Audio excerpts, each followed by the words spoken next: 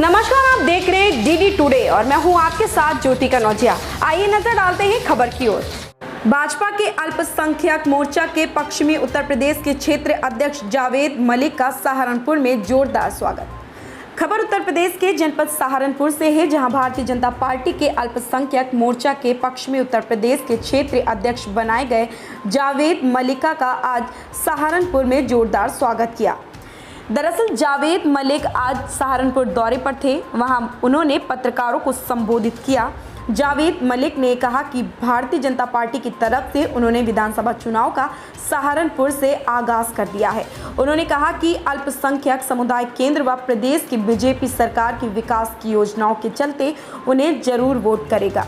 उन्होंने दावा किया है कि बीजेपी सरकार ने अल्पसंख्यक समुदाय को केंद्र में रखते हुए जितनी योजनाएं बनाई हैं, आज तक किसी भी पार्टी की सरकार ने नहीं बनाई। जावेद मलिक ने पत्रकार वार्ता में बढ़ती महंगाई, बेरोजगारी, 2 बच्चों के कानून को लाने की तैयारी जैसे गंभीर सवालों के जवाब में सरकार की खूब प्रशंसा की। उन्होंने अल्पसंख्यकों के लिए बीजेपी सरकार को ही सबसे बेहतर सरकार बताया है।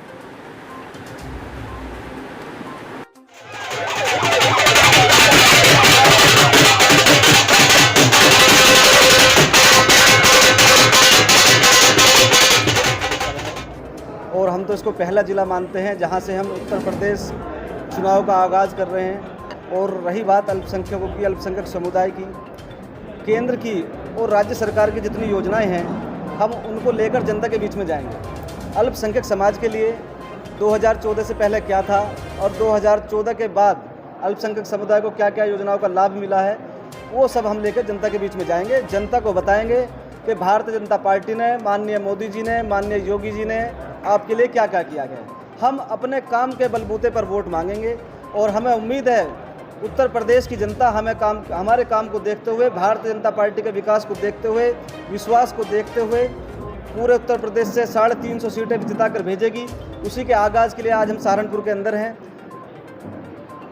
बताइए दूसरा सवाल। 2022 का चुनाव तैयार है, सियासत की बिसात बिछ चुकी है और ऐसे में अब आप जो है मनाने के लिए अपनों को, खासतौर से समाज अल्पसंख्यक की बात करें, वैसे तो कहीं और भी हैं, ब्राह्मणों की बात करें, लेकिन अल्पसंख्यक खास तौर से, क्या आपको लगता है कि अल्पसंख्यक समाज उत्तर प्रदेश के अंदर बीजेपी का साथ देगा? देखिए, अल्पसंख्यक समुदाय बीजेपी से रूठा नहीं है, बल्कि बीजेपी की ओर आकर्षित हुआ है, क्योंकि जितनी भी योजनाएं बनी उस सब योजनाओं से अल्पसंख्यक समुदाय को फ़ायदा पहुँचा। चाहे वो प्रधानमंत्री ग्रामीण आवास योजना, ग्रामीण सड़क योजना हो, चाहे आवास योजना हो, उज्ज्वला योजना हो, कितनी भी योजनाएं हैं, एक एक योजनाओं का फ़ायदा 90% मुसलमान लाभान्वित हुए हैं इस उत्तर प्रदेश के अंदर। और हमें उम्मीद है जितने भी और बाकी योजनाएं बनेंगी, देखिए सबका साथ, सबका विकास और सबका विश्वास, ये एक माननीय मोदी जी ने अपना नारा दिया था और उसी को साथ लेकर काम कर रही है।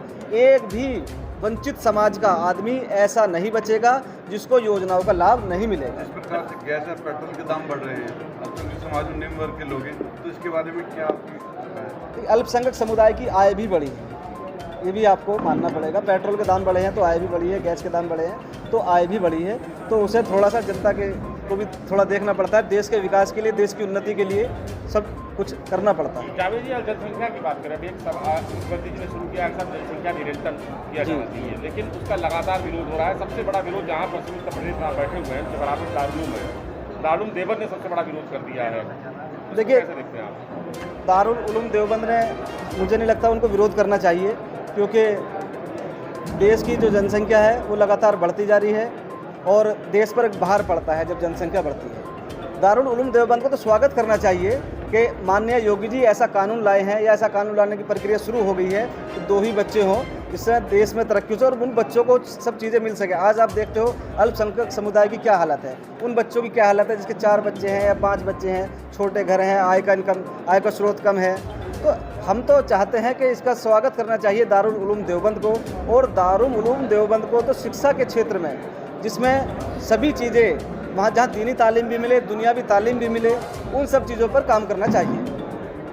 2022 के चुनाव से पहले आपको अल्पसंख्यक याद आ रहे हैं। बीजेपी ने कहा था साहब 2000 मतलब जब चुनाव हुआ था उससे पहले, तो उसमें कहा था पासमानदा मुस्लिम की स्थिति बहुत अच्छी होगी, लेकिन खास तौर से पासमानदा जो मुस्लिम है सहारनपुर के इलाकों में अगर देखा जाए उनकी हालत बहुत ख़राब है।